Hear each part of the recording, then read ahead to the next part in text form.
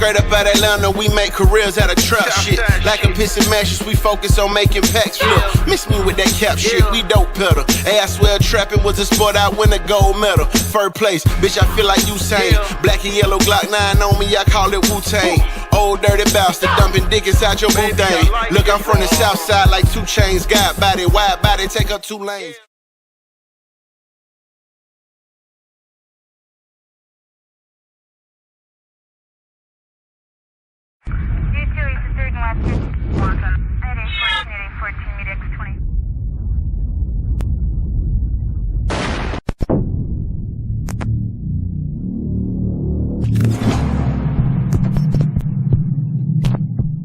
Yo, what up, man? Chris, I'm checking back in, man. Back with the blog, man. Make sure that like button and subscribe button away, and I appreciate all the support. I wanted to revisit Dizaster's third round, man. A lot of people hit me up with different opinions about it. When I went back and listened to it, this may be an unpopular opinion if I keep it real, but I'm the man of fair, man. You know what I'm saying? If I'm one of the first bloggers that's going to step out and say something, if I feel like I might be slightly incorrect, I don't mind being the first blogger to come out and say something differently. You know what I'm saying? When I went back and looked at it, it didn't really seem like he was saying the N-word, like calling us the N-word. It seemed like he was telling a story about how he moved to this neighborhood. People wasn't really, like, white people wasn't fucking with him. He started hanging around black people. And it just seemed like once he got around white people, they called him a said nigga. Now, I don't really know what that means. People are telling me like that's a saying that they've heard in New York City before. I don't necessarily know. You know what I'm saying? Atlanta is a predominantly black city. And, you know, we don't have we have different cultures, obviously, but it's not like LA, Texas, you know, New York. It's not like a melting pot of different nationalities. That's not what Georgia is. So I don't necessarily know, but looking back at it, it seemed like he was basically referring to a story as opposed to just saying it. Like, yeah, nigga this, nigga that, nigga this, nigga that. Like, you a nigga, like, I didn't get that from that. Sure, me dying finally died out, and I used my pen to feel like I could finally survive now, and that's when I wrote my first rhyme down. In '99, I'm gonna tell you my life story so y'all can boo or whatever, but at least you'll hear it. And that was the first time I ever wrote a rhyme down. In '99, we would leave Beirut, and we would take a flight out. I came to the States. My first interaction was with a white guy who told me I'm a guest in his culture and how this isn't my house. I immediately started becoming friends with all the black folks. You know the story. You remember that shit. A couple of months down the line, my best homie Steve got murdered. He taught me everything about the streets. When my mom seen him on the front steps, that's when they moved me right out. You know where? To an all-white school. They thought I was gonna be cool, but it was full of white supremacists and Peckerwoods. Now, can you imagine my life now? Okay. Yeah. Oh, it's gonna get worse. It's gonna get worse. It's gonna get way worse. It's gonna get way worse. From my homies getting killed to moving me to an all-white school full of Peckerwoods and white supremacists. Imagine my life now. This was at the height of the 9/11 shit. Everybody was giving me the side mouth. I changed my name from Bashir to Bobby. On the outside, I was acting tough, but on the inside, I wanted to cry my eyes out because I didn't want to look like a cancer patient. But at this point, it was the only way for me to hide these eyebrows. They ain't gonna let me get it off. They don't give a fuck. Outside, I looked like I wasn't bothered, but on the inside, I wanted to cry my eyes out. Because at this point, I didn't want to look like a cancer patient, but it was the only way for me to hide these eyebrows. Now, for these next, I'm going to have to give you guys a disclaimer before I get these next lines out. I'm going to say some shit that's going to really get me booed. But you wanted the truth, and you want the truth, so right now you about to find out. I walked up, yep. A bunch of group of Peckerwoods told me Doom Coon. I said, what? I didn't even know what it meant. Things started going around in my mind now. I didn't know what he was talking about, but I can feel the vibe now. And then he told me, you a sand nigga. Yeah, I said it. Yeah, I said it. So I just wanted to clear that up. I don't know how y'all feel about it. I do feel like it's probably still one of the worst battles in URL history. Just not only that, just him doubling down. I think the lead up to it where, yeah, you gonna hear this. You know what I'm saying? You gonna effing hear this. And I'm gonna give you a disclaimer because what I'm about to say is gonna really cause y'all to boo me. I think all of that had us on edge like, all right, what you finna say, nigga? What you finna say? It had us up on edge like that, but looking back at it, it didn't seem as bad as previously said. Now, obviously, there's a lot of mixed feelings about this. You can feel the way you feel. I'm just trying to add context to the situation. It didn't sound as bad as I originally thought. I'm not condoning what he said. I'm not condoning the story. I'm not condoning none of that. I feel like it was useless. It didn't really mean anything for the story. If you go back and listen to it, he wasn't even rhyming. He literally took 2 minutes to tell a story that he did not rhyme any words. He was just saying stuff like, yo, I went to here and I was in the cafeteria and these people and these Peckerwoods and like, he's not rhyming anything. You know what I'm saying? He on this dot shit, man. And the boy wasn't even rhyming, bro. He wasn't even rhyming. So I don't really understand in a battle how that's even necessary. Like, I don't really get it. I don't know. Well, I don't know if he was free. I don't know. It don't even seem like he was free. It seems like he was just telling a story. I don't know the context of what it has to do with the battle. You know what I'm saying? I don't know. He went on Twitter. He said he was going to spit his third round.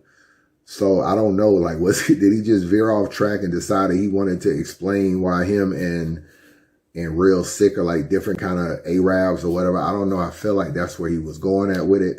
Now he wants to put out his third round. So I don't know. Maybe he wrote a whole different third or something and he wants to put it out. Clearly he was looking at his phone. Clearly he was losing where he was at the whole nine. So it just kind of seems like I don't get why he went there. You know what I'm saying? Add that to all the other stuff, all the chastising the crowd, all the, just talking ish about a lot of different stuff, the gimmicks he had with the suit and everything. He had literally no bars in this battle, bro. He had a bunch of jokes. Some of it was, I'm not going to lie, his second round was hilarious, though. I will stand on that. His second round literally had me on the floor, bro. He came out with that suit and some of the stuff he was saying originally, it got old as the round got on, but in the beginning, I told you his rounds were long as hell. I'm talking about like 8 and 9 minute rounds. So, but in the beginning, his second round is hilarious. Like, he didn't win, but his second round is actually funny as hell. But at least at the first half of it. But yeah, I don't know where Dizaster goes from here. You know what I'm saying? He's kind of low hanging fruit right now. There's probably people that even hate I did this blog because he's such low hanging fruit. But I don't like to paint narratives on people that don't really be true. You know what I'm saying? For the most part, especially when obviously I can just look at a video and just see the bars. I'll play it, I'm going to play it in this video. You can take what you want from it. Maybe you can explain it to me. Maybe I don't really know what the hell is a sad nigga. I don't know what the hell that is. Maybe y'all can explain that to me. But I wanted to give an opportunity because there's some people coming out now telling me like, yo, it was not what you thought it was, but a lot of times people say stuff and you just don't like the messenger. You don't like who it's coming from. You don't like anything. Diz can explain stuff a million times, but it's coming from Dizaster. And at this point, people don't want to hear anything Dizaster has to say. You had the whole situation, with the battle. Then you got the whole situation with ARP. Then you got the whole situation with Easy and his NDA crap. And then you come out, boom, pop up on URL. And I don't really know where that came from either, bro. Like, I don't know. Like, there was a rumor that there was an issue with GTX and URL. There was a rumor. Remember when Diz battled Geechee? That battle was announced on URL. It was viewed as like GTX partnership type thing. Not a partnership with URL, but come to find out later on, they were trying to get the Geechee battle on the app first. So they, Diz's league is kind of a league where they give you the footage. So I think the footage was going to go to the Riot YouTube channel but I think they were trying to get it on the app for like a couple weeks before they actually release it. And from what I was understanding, Diz wasn't really feeling that, even though he kind of maybe low-key agreed to it, but then tried to change his mind at the last minute.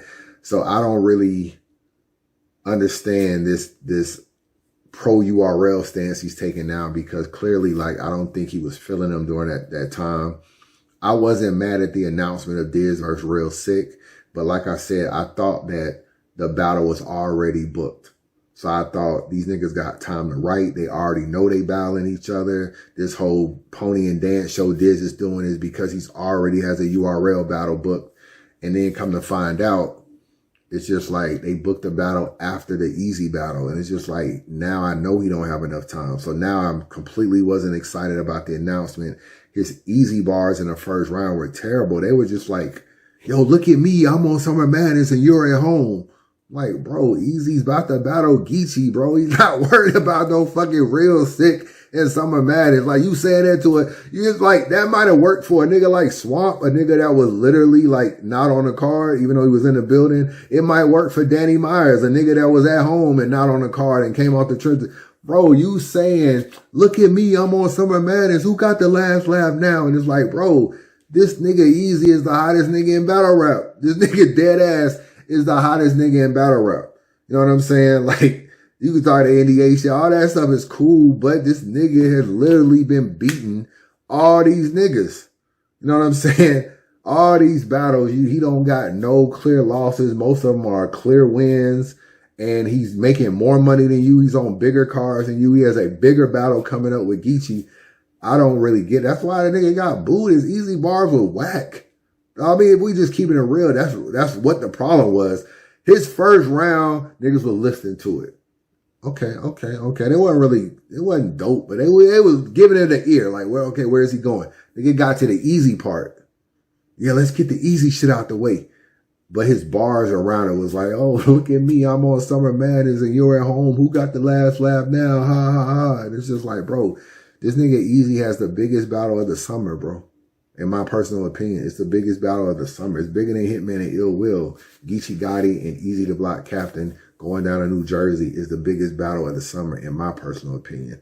So I'm just like, what are you clowning a nigga that's clearly doing better? You literally paid this nigga and he owns the battle. Like, come on, bro. Like, how did you win? Like, how did you win even in the negotiation of this whole situation? It just didn't really make no sense at the end of the day.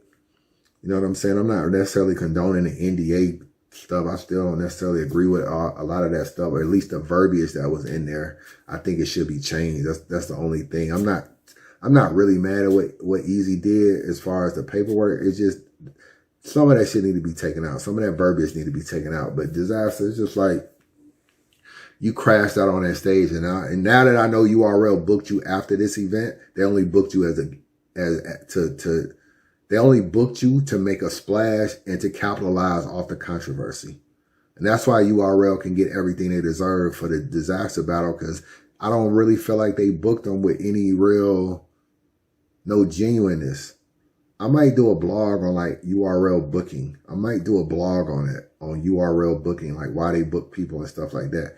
But I don't feel like this was a genuine booking. I feel like, yo, we need a splash. We need Real Sikh a name. This is a decent little battle for us to book. It's a decent battle on paper. You know what I'm saying? Minus the drama. And I feel like that's what they were aiming for. I don't think they ever woke up at any day before a couple weeks ago and thought, we should really put Dizaster on the card. They didn't think that. He ran into all this controversy with his NDA shit. He was on his media run and he was the most talked about. And it's like, yo, let's just make a splash and add him to Summer Madness. And that's pretty much how it went down. And now that I know that that is how it went down, I don't agree with that. I thought y'all had been set this whole shit up where like, yeah, we're going to book you on Summer Madness. You're going to battle Easy. You're going to argue with ARP. Like, I thought this is like some whole little game Diz and created in his mind. And he been booked for fucking Real Sikh for like 3 or 4 weeks, and he's been writing. Come to find out, this nigga got like mad short time to write, and that's why he up there like bullshit and telling these stories that don't got nothing to do with nothing. So that's just my thoughts, man. Y'all let me know how y'all feel about this N-word. Y'all didn't seen the footage. What is a said nigga? How the hell you spell SAED?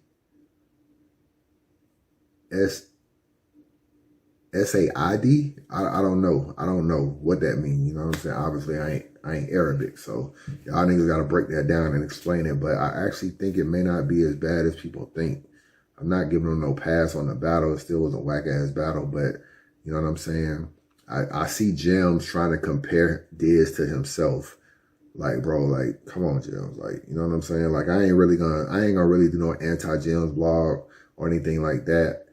I wish Gems the best. You know what I'm saying? I do feel like you can grow from situations. I always tell that, like, who you were in the past may not be who you are now and a lot of stuff, but you got to take accountability. You got to show a lot of, you can't be nitpicking shit. You can't be like tit for tat. Like, oh, Diz is a racist, just like y'all were saying I was a racist, and now, but y'all not on Diz like y'all was on me. Like, bro, just be humble. Just be humble, take your lumps, come back. Over time, your numbers will go up and up and up. They might be kind of low right now because niggas on your helmet, but they'll go up. But you ain't gonna win no fans trying to compare yourself to Diz, bro. You like dead ass with dissing babies and calling them monkeys. Like, come on, this is not Diz, bro. This is not Diz at the end of the day. So that's just my thoughts. Chris Unbiased. Holla at your boy. Chris Unbiased. Man, subscribe to the channel, man. Don't be a hater your whole life. Chris Unbiased.